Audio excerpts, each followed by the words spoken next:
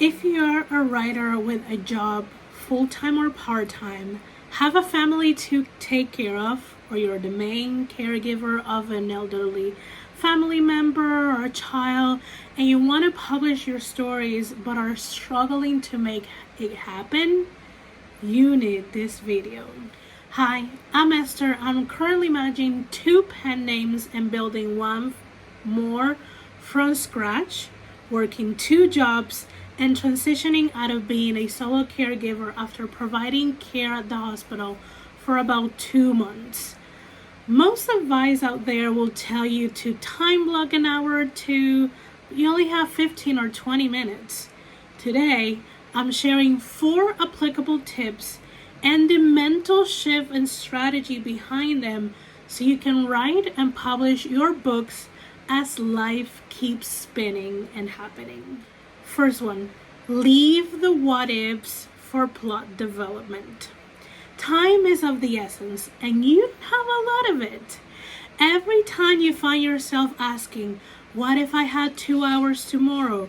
Or what if I could get XYZ person to take care of my elderly parent or child so I can write for a few hours? What if? By spending time wondering for the ideal or perfect conditions to write, you are wasting precious time. This is one of my personal biggest lessons. Every time you catch yourself asking, what if? Switch the question to something related to your story. What if my protagonist meets this other character? What if instead of their first kiss happening after the party, it happens during a study session? What if she doesn't kill him? What if she lies to her best friend? Turn those what ifs into plot developing moments and be practical about the time you can write. It is always 1,000% better to have 200 words written in 15 to 20 minutes at a time than 0 words in an entire week. Number 2, have practical to you tools. Find the best tools for you. I know you are flooded with Scrivener and Ellipsis and other writing softwares and websites, and I know we all get carried away testing all of the options out there. There is a time and a place for that, and if you're watching this video, the time is not now. Now you stick to what works, what gets you worse during the school pickup or in between house chores or while at the doctor's office waiting room. While my keyword is cute and fancy, you just need one that can connect through Bluetooth. If you have a working laptop that you can carry around, go ahead and do that. If you have an iPad or your phone, use those. I was able to finish a chapter while I sat down beside my mom's bed at the hospital, just writing under the outline of the chapter in my Notion template and having this cute keyboard connected to my phone. If pen and paper are the best tools, then go ahead and use those. You want to write books and publish them. Getting the words down is the priority. However you do it needs to work and make sense only to you. If Notion is a tool you've been wanting to add to your toolkit, in the description box there is a Notion page you can access and hit duplicate to keep it for you. It's completely free. No need to sign up for anything. It's also very beginner friendly since it doesn't use any databases or formula. It's a great starting point for any writer who wants to use Notion but is too overwhelmed to do it. I'll stress that it is a very basic Notion page to just get you started. Frequency and consistency keeps the ball rolling. Number 3, write as often as you can. The days you can write are important. Getting back to the writing is the most important. Whether you have 30 minutes during your hour lunch or 20 minutes in between finishing getting ready and before the kids wake up, whichever piece of time you can secure as often as possible, do it. Protect it with all of your might and follow through with yourself. I'm gonna say that again. Protect it with all of your might and follow through with yourself. Again, the key is to write the books you want to publish. You don't have to write every day. What I'm saying is that whatever the frequency of writing you can currently manage, commit to it and show up consistently. If there's a day you can't, then the next day or the next time you commit yourself to writing, get back to it. Please stop comparing yourself with other writers' progress. We all watch and we all love watching writing blogs.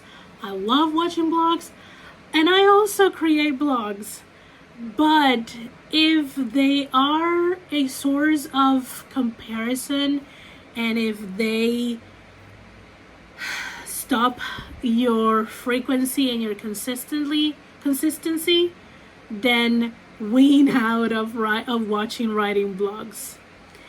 Again, time is of the essence, and making space for self-doubt, jealousy, and wishful thinking is gonna rob you of your precious minutes. And this is the other biggest lesson for me. It's okay, it is not your favorite season. And what do I mean about that? We all have favorite seasons. I'm sure if I ask you what your favorite season is, you'd have an answer and maybe even a ranking.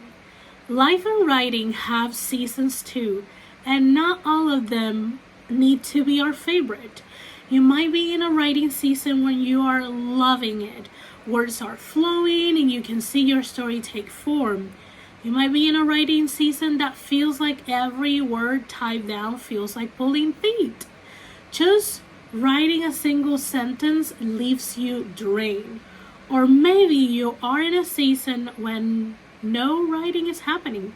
Some may feel like winters or summers or springs or fall to you. And I'm sure you could assign a weather season to one of your many writing seasons. The important part, after recognizing in which writing season you are, is to know with certainty that it will pass. Life is cyclical. Don't put yourself down. Find ways to make the season less painful.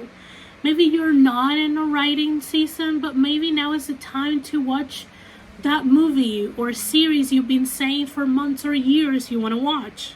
Maybe instead of agonizing over every word, you grab a craft book and work on strengthening your skills. If you are in a wonderful writing season, take a minute to write what is helping you make it so. Hopefully, that introspection will help you when writing feels like a negative 20-degree winter.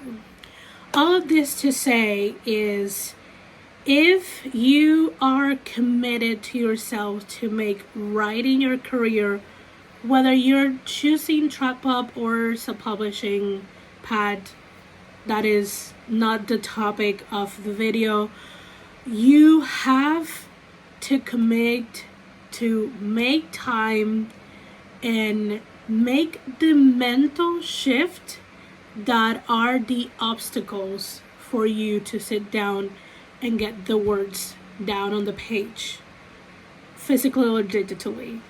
So those are the 4 things that I switch in my mind, and kind of like the way that I do things for my other career, to be able to, manage 2 pen names and start a new one from scratch, which I will be sharing here on YouTube in case you want to shadow my journey or want to take inspiration, or maybe you want to be like, I don't want to do that. That serves the purpose for that too.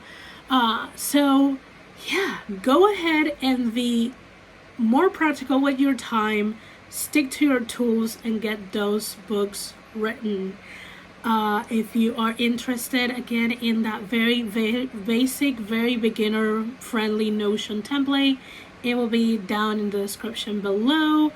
And if you have any further questions or any other topics that you would like me to talk about in this kind of like long-ish form, let me know in the comments. Besides that, thank you so much for watching. If you enjoyed it, hit the like, and if you haven't subscribed, do so. It's free.